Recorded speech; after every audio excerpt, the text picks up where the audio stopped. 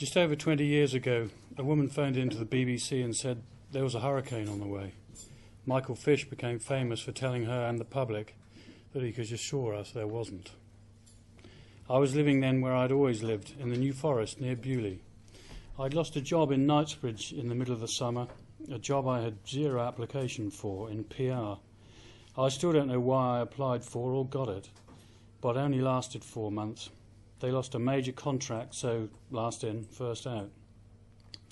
It had been my first real change of place and routine since a divorce and separation from 2 children I'd adored. Before the PR job, I'd worked for the Electricity Board in research for 10 years. I was involved in a wave power project, attempting to reproduce a set of figures the Japanese had claimed for a model they devised. But London was where I'd always wanted to be. I guess coming from a family of 5 sisters and 2 brothers, I feel at home when surrounded but left alone. So through the summer I was out of work, living on an overdraft and not really paying any attention to the inertia of my frail existence. Country life has one thing going for it. If you're out of work and adrift in a stupor of pointlessness, you're never alone. Almost everyone else who lives there is, whether they work or not. Ambition is as rare as barbed wire speedos. It's probably a thing which fits on a tractor.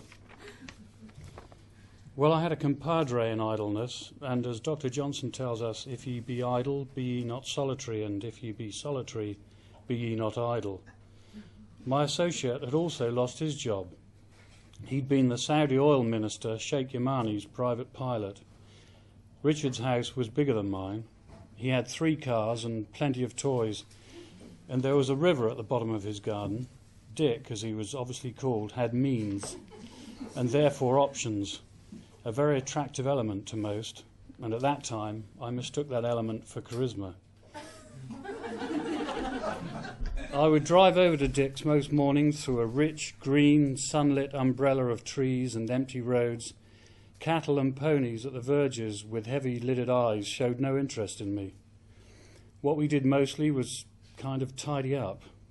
We mended a fence post or 2, maybe mow a lawn, but really all we were doing was delaying the harvest of the day.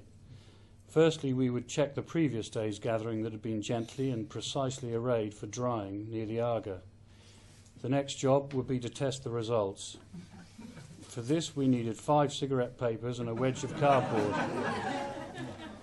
The result was always satisfactory, but to be certain, it was usual to repeat the experiment.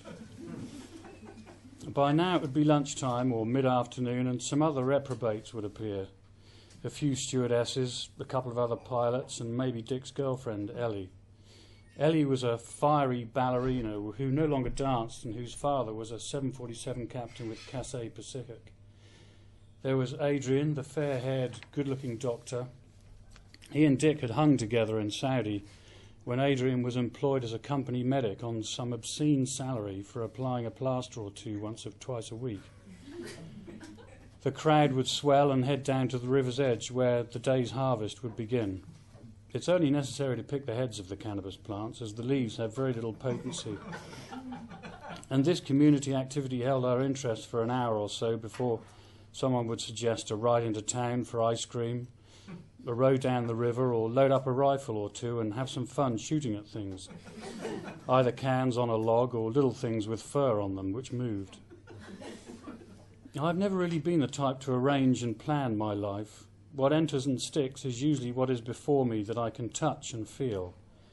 A potent sensual instinct will tell me if it tastes good and will be swallowed or rejected. But soaked in that summer and the flying brigade, the apparent contentment of these people infected me, and I bought into the idea of becoming a pilot myself. I had some equity in my house, and I figured to spend it on flying lessons would be very sensible.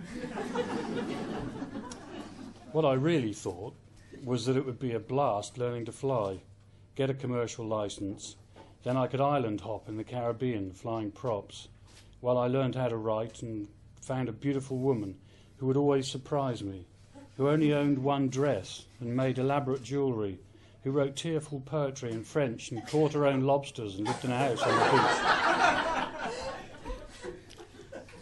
I had my post-divorce girlfriend at the time, Alison, who had recently finished a Prue Leith cookery course and was busy running out of friends to poison. I told her of my plan to sell the house and learn to fly, and she said it was a dumb idea, as all the pilots she knew, including Dick, were idiots. It struck me that I was with possibly the only woman on the planet who would advise a man against the potential to earn a steady income. I then told my mother and stepfather. The old man was a Class A shouter. Never sell your assets. Never, ever sell your assets. He was a Victorian. He used to whack me with a walking stick. But I didn't want a house as much as I wanted a life. Then I told a friend of Dick's one day as we rode down the river with a stewardess apiece. This was Alistair. Alistair carried a bum bag which he referred to as his box of pharmaceuticals. He tried just about any chemistry going. This guy was his own living experiment. After I announced my idea to Alistair, he told me about how he once hired a single prop Cessna and flew to LA from Texas. He had no instrument rating, which means you can only fly in daylight. But he was late and flew right into LAX main flight path to be screamed at by flight controllers and escorted down by 2 military jets. He was only on acid that day. On the day I signed the contract to complete the sale, the guy who had bought my house said he wasn't moving in until the day after, and that I was welcome to stay that last night. That last night, in the last house I owned, was the night Michael Fish got it so wrong. I lay in bed listening to 90-mile-an-hour winds rip around and almost through the house as I no longer possessed. The next day I drove over to Dick's house. It took an hour to negotiate the fallen trees and branches.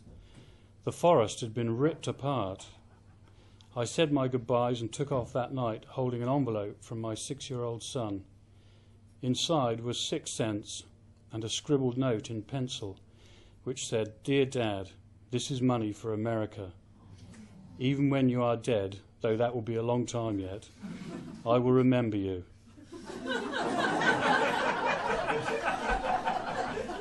The note and some clothes was all I took.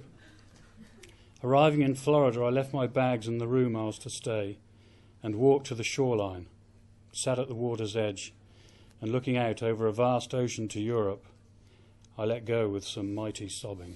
That's it.